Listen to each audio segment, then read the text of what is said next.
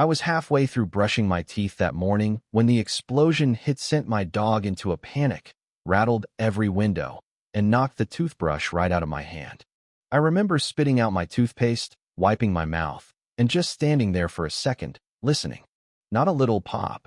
Either this was a real house shaking. What the hell was that kind of boom? Then came that metallic smell, that sizzle like every wire in the house next door was frying at once.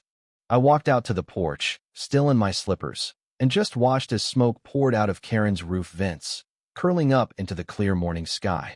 Didn't run. Didn't even blink. Just sipped my coffee, leaned against the railing, and muttered, "Guess she finally got what she wanted." You know what I mean?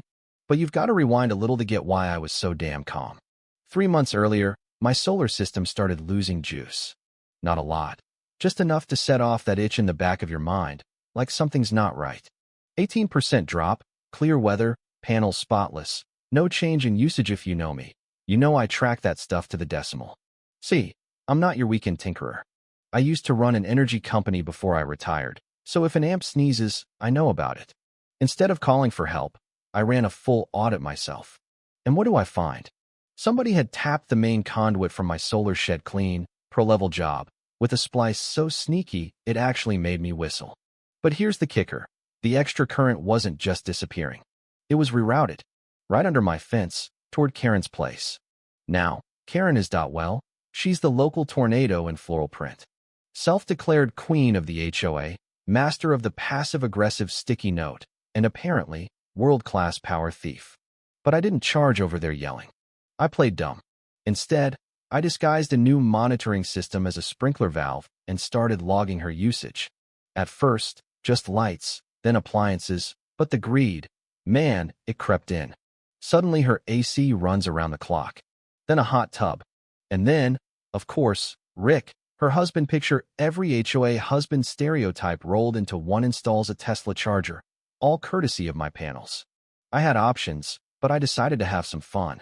First, I rigged the stolen line to send Karen's house tiny voltage swings, enough to make her electronics misbehave. The lights flickered, her hot tub glitched, the gate refused to open. She called an electrician, who left shaking his head, blaming solar instability. Karen even started a petition to fix a problem that didn't exist, and Rick posted conspiracy theories about satellites on the neighborhood app. That was just round one. The real punch came after I found a $600 HOA fine duct taped to my shed, taped, like we're in some mafia movie. My offense: unauthorized electrical structures visible from the street.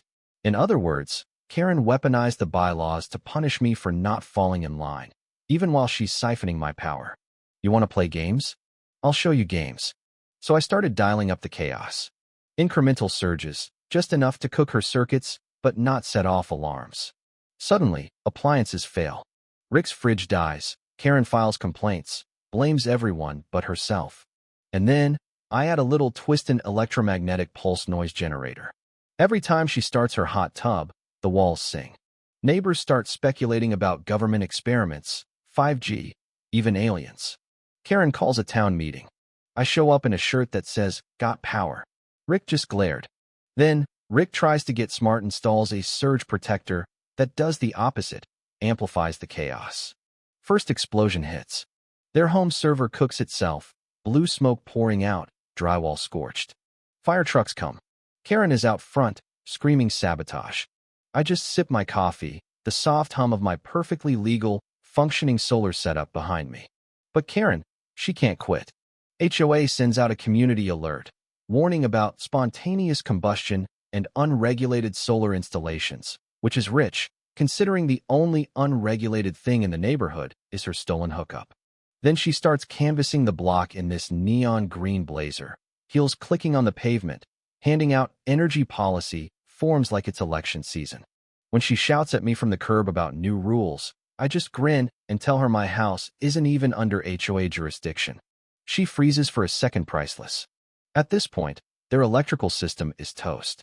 Electricians walk off the job, city inspectors come, and the whole tangled mess of legal taps, splices, a hybrid system Rick can't explain comes to light. I hand everything to my old buddy Amir down at the county utilities office. Amir owes me a favor. Within a week, A county compliance officer, Dugan, a real stickler, shows up with binders and flags. Dugan finds every violation, every illegal tap, every stolen amp. When Karen storms my lawn, shrieking, I just tell her, "You've been using my energy without consent. That makes you the thief." Rick tries to threaten me, but I've got logs, inspectors, and now a county order behind me. They even try bribing Dugan, but he files an ethics complaint. HOA suspends Karen, kicks Rick off his committee. Their house gets red tagged for 6 months, no legal solar for them, ever. You'd think it's over. But then, 2 a.m., my sensor pings motion in my shed. It's Rick, shovel in hand, digging for the line again. I let him work, then zap him with a harmless feedback arc. He bolts, leaves the shovel behind. I email the footage to Dugan and the HOA. The next day, Karen's house loses power for good. City yanks their grid connection, pending investigation. I sit back, porch light shining, every watt my own. Of course, Karen's not done. Flyers appear. Save our solar rights. She goes full conspiracy, files complaints accusing me of energy hoarding and solar sabotage. The boards had enough, they laugh her out of the meeting. I rig up an LED sign. Sun's out, scams out. Rick tries to run a generator, almost burns the fence down. Fire department comes, writes them up. Karen starts a podcastia, a podcast ranting about the solar barons oppressing the neighborhood. It gets roasted online, memes and all. HOA finally votes. Karen's banned from the board. Under audit, Rick disappears. The house quietly goes up for sale. After they move out, some LLC buys the place. But a new bypass inverter pops up, drawing power at night. This time, I lay by a fake charger with a jolt and a camera. Rick tries again, gets zapped. Now I've got footage for the State Energy Commission. EMF and sweeps the block, finds illegal draws, busts Rick and the new owner, Devin. Karen comes screeching back, gets served with $60,000 in fines and a ban from any HOA leadership for a decade. She finally cracks. The podcast becomes a paranoid circus. News picks it up. I get interviewed, tell the truth, nothing more. People start waving to me, asking about solar. Karen's voice vanishes from the web. Her legend shrivels in the sunlight. Months later, new neighbors move in. Good folks, clean start. I sit on my porch at sunset, solar humming, dog at my feet, and the whole street just peaceful.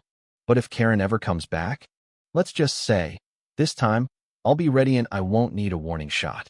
So, what do you think? Was I right to fight back, or did I take it too far? Drop your take below. Ever had an HOA drama this nuts?